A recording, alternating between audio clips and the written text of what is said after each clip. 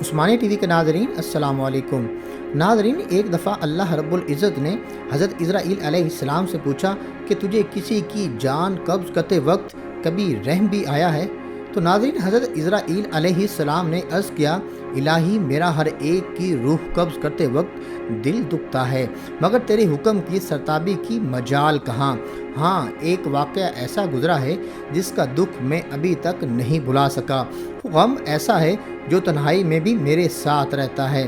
ناظرین، حضرت عزرائیل علیہ السلام نے ارشاد فرمایا، ایک جہاز سمندر میں سفر کر رہا تھا، وہ تیرے حکم سے ایک بھنور میں پھنس گیا، اس طرح تھوڑی دیر بعد وہ جہاز تباہ و برباد ہو گیا۔ جہاز میں سوار کئی مرد و زن غرق ہو گئے، جو مسافر بچے ان میں ایک ماں تھی اور دوسرا اس کا نوزائیدہ بچہ، جو تباہ شدہ جہاز کے ایک تختے پر سمندر کی لہروں میں تیرے رحم و کرم پر بہہ جا رہے تھے۔ تیز ہوا نے انہیں آنن فانن سینکڑوں میل دور سمندر کے کنارے پر پہنچا دیا۔ میں ماں اور بیٹے کے بچ جانے سے بہت خوش ہوا۔ اسی لمحے تیرا حکم ہوا، ماں کی روح قبض کر لو۔ میں نے مولا کریم تیرے حکم کی تعمیل کی۔ باری تعالیٰ تو خوب جانتا ہے کہ یہ حکم پا کر میرا کلیجہ کانپ گیا تھا، اور جب میں نے اس طفل شیر خواہ کو ماں سے الگ کیا تو مجھے کس قدر تکلیف پہنچی تھی۔ اب یاد آئی تو آنکھیں آنسوؤں سے بھیگ گئی ہیں۔ پھر حکم الہی ہوا، کیا تجھے پتہ ہے کہ بعد میں وہ بچہ کہاں اور کس طرف پرورش پا رہا ہے؟ ناظرین، حضرت عزرائیل علیہ السلام نے عرض کیا، اللہ رب العزت عالم الغیب ہے، ظاہر اور باطن اسی پر عیاں ہے۔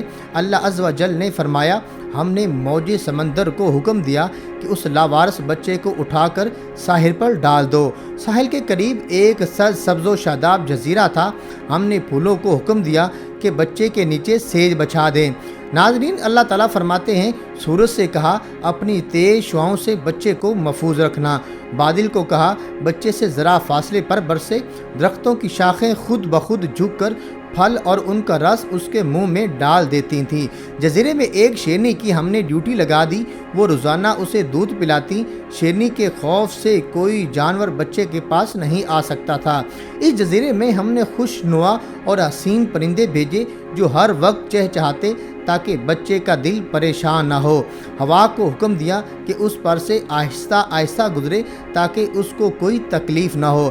اے عزرائیل علیہ السلام، وہ تنہا، وہ بظاہر بے یار و مددگار بچہ پرورش پا کر خوب صحت مند اور بہادر ہو گیا۔ ہم نے اس کے پاؤں میں کبھی کانٹا بھی نہ چبھنے دیا، دنیا جہاں کی نعمتیں اسے عطا کیں۔ اب اے ملک الموت علیہ السلام، تو جانتا ہے وہ بچہ کہاں اور کیا کر رہا ہے۔ ایک بادشاہ شکار کھیلتے ہوئے ادھر آ نکلا، وہ خوبصورت صحت مند بچے کو دیکھ کر بہت خوش ہوا، اسے اٹھا کر اپنے محل میں لے گیا۔ ان کے ہاں کوئی اولاد نہ تھی، انہوں نے اسے اپنا بیٹا بنا لیا۔